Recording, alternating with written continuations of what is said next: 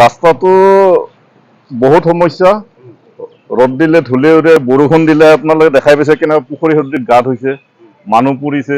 ইফালে দুদিনমান আগত মানে পানী মাৰাৰ পিছত শুকান বতৰত ৰাস্তাত বাইক শ্লিপ হৈ বহুত কেইজন আমাৰ ইয়াতে জখম হৈছে, কিছুমান হস্পিটেলত গৈছে। SBI বেংকৰ মেনেজাৰৰ ভৰি ভাঙিছে, আমাৰ বিশিষ্ট ব্যক্তি গণেশ চহৰীয়া ছাৰ ঢুকাইছে। ৰাস্তাক লৈ আমি বহুত সমস্যাত ভুগিছো।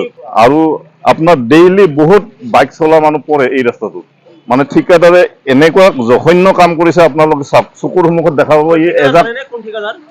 ঠিকাদাৰ আমি শুনা মতে মানে অনিল দাস বুলি গম পাওঁ।